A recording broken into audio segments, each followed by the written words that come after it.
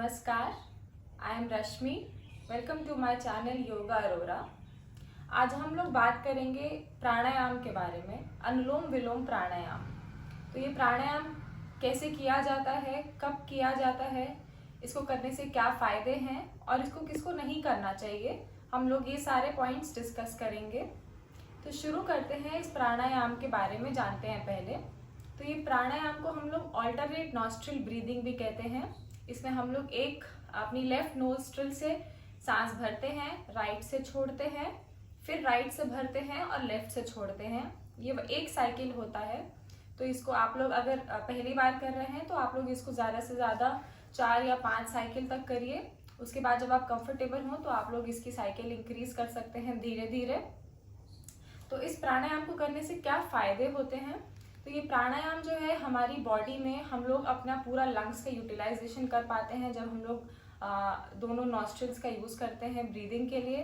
तो ये हमारे रेस्पिरेटरी सिस्टम के लिए बहुत अच्छा है, ये हमारे नर्वस सिस्टम के लिए, हमारे ब्रेन के लिए बहुत अच्छा है, क्योंकि ये करने से हमारी बॉडी में ऑक्सीजन फ्लो और ब्लड फ्लो बहुत अच्छे से हो पाता है। हमारे लंग्स पूरी तरह से इसमें यूटिलाइज हो पाते हैं, तो हमारे ब्रेन में ऑक्सीजन सही से जाता है। तो ब्रेन में ऑक्सीजन जाने की वजह से हमारा नर्वस सिस्टम बहुत अच्छे से काम करता है, जिससे हमारे स्किन पे भी बहुत ग्लो आता है और हमारा माइंड जो है वो बहुत काम रहता है, रिलैक्स्ड रहता है। हम डिप्रेशन में नहीं जाते हैं, हमको एंग्जाइटी नहीं होता है, स्ट्रेस लेवल हमारा बहुत कम हो जाता है। और इसको करने से हमारा डाइजेस्टिव सिस्टम भी बहुत अच्छा रहता है, हमारी पाचन शक्ति बहुत अच्छी रहती है खाना पचाने की। तो ये डे टू डे लाइफ के सारे ही हमारे जो इश्यूज हैं उसमें हमारी हेल्प करता है अनुलोम विलोम प्राणायाम। तो इसको करने से पहले आप लोग खाली पेट रहें। इसको आप लोग अर्ली मॉर्निंग कर सकते हैं, अगर आप इसको शाम में भी करना चाहते हैं तो कर सकते हैं। बस इस चीज़ का ध्यान रखिए कि आप लोग 3 से 4 घंटे का गैप रखें खाना खाने के बाद इसको करने से पहले। इसको खाना खाने के इमिडिएटली बाद नहीं करना है। इसको करते टाइम पे हम लोगों को हमारे हैंड्स का क्या मुद्रा रखना है, किस पोजीशन में बैठना है, अब उसके बारे में बात करते हैं। तो इसको करने के लिए हम लोग किसी भी कंफर्टेबल पोजीशन में बैठ सकते हैं। बस हमको ये ध्यान रखना है कि हमारी जो स्पाइन है, हमारा जो बैक है वो स्ट्रेट हो, स्ट्रेट लेकिन रिलैक्स्ड। तो इस तरह से तना हुआ भी नहीं होना चाहिए, एकदम स्ट्रेट रहनी चाहिए हमारी बैक और रिलैक्स रहनी चाहिए। तो जब हमारी बैक और स्ट्रेट होती है और रिलैक्स होती है उस टाइम पे हमारे लंग्स जो है वो पूरी तरह से खुले रहते हैं। तो जब हम सांस भरते हैं और छोड़ते हैं तो हमारा लंग्स जो है वो पूरा यूटिलाइज होता है सांस भरने और छोड़ने के लिए, जिसकी वजह से हमारे बॉडी में ऑक्सीजन फ्लो बढ़ता है। इसलिए बैक को स्ट्रेट रखना ज़रूरी है। अब हम लोग इसमें बैठना कैसे है इस अनुलोम विलोम प्राणायाम करने के लिए? तो आप लोग किसी भी कंफर्टेबल पोजीशन में बैठ सकते हैं। अभी जिस पोजीशन में मैं बैठी हूँ इसको सुख आसन बोलते हैं। अगर आपकी नीज में पेन है, अगर आप लोग इस तरह से नहीं बैठ पाते हैं तो आप लोग इसको चेयर पे बैठ के भी कर सकते हैं। चेयर पे बैठ के अपने पैर नीचे की तरफ रख के तब भी इसको कर सकते हैं।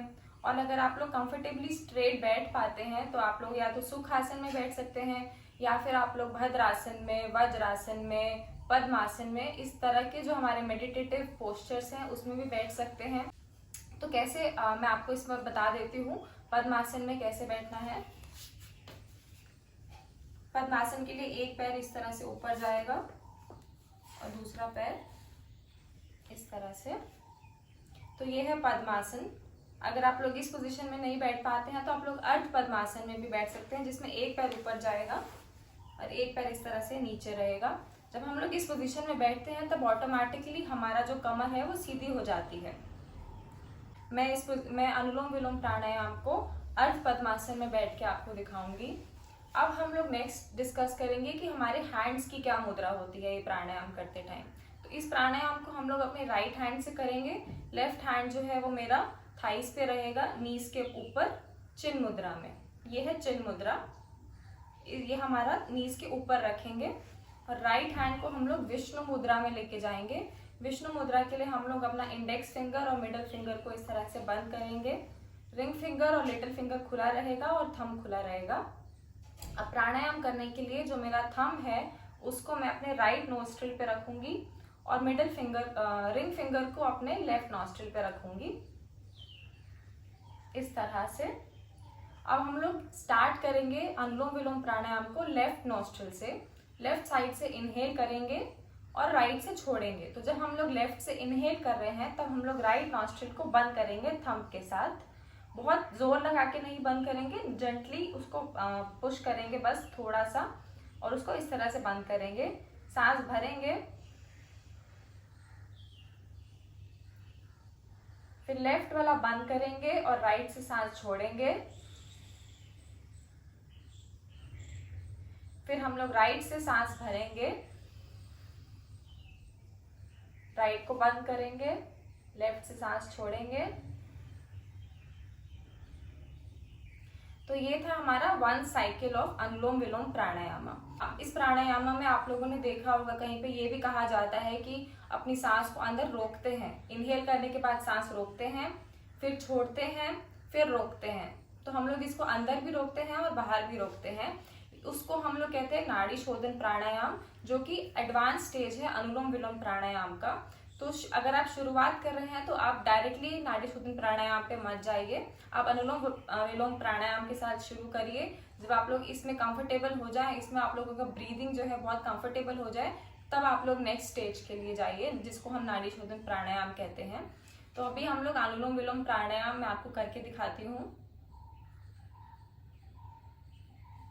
विष्णु मुद्रा।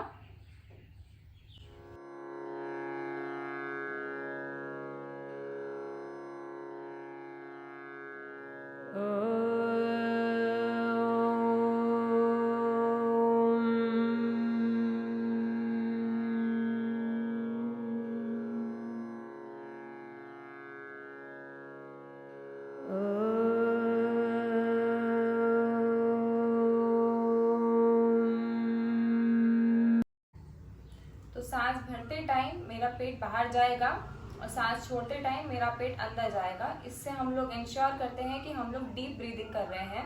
अगर हम लोग खोखली ब्रीदिंग करेंगे तो हमारी सांसें बहुत जल्दी जल्दी अंदर बाहर जाएंगी, तो उससे हमारा पर्पस जो है वो प्राणायाम का सक्सेसफुल नहीं होगा। प्राणायाम का पहला पर्पस यही है कि आप लोगों की ब्रीदिंग जो है वो रेगुलेट हो।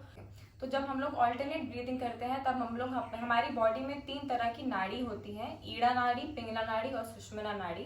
तो जो हमारी लेफ्ट नॉस्ट्रिल है वो रिप्रेजेंट करती है हमारी ईड़ा नाड़ी को, चंद्र नाड़ी को, और जो राइट नॉस्ट्रिल है वो रिप्रेजेंट करती है हमारी सूर्य नाड़ी को, जिसको हम लोग सन नाड़ी भी बोलते हैं।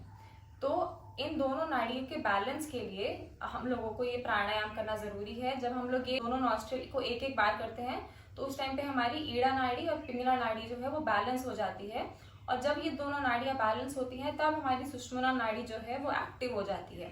तो सुषुम्ना नाड़ी जो है वो हमारे स्पाइन के सेंटर में रहती है, और ईड़ा नाड़ी लेफ्ट में और पिंगला नाड़ी राइट में।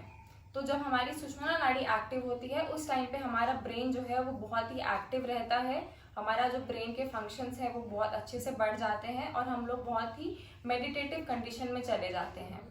तो इसको करने से हमारी ईड़ा और पिंगला नाड़ी जो है वो बैलेंस होती है और हमारी सुषुम्ना नाड़ी एक्टिव होती है। तो आप लोग अनुलोम विलोम प्राणायाम प्रैक्टिस कीजिए और हेल्दी रहिए। I hope you like my video. अगर आपके कोई क्वेश्चंस हैं तो आप लोग कमेंट बॉक्स में लिख सकते हैं। I will be happy to answer them. Thank you for watching. Stay healthy, stay happy.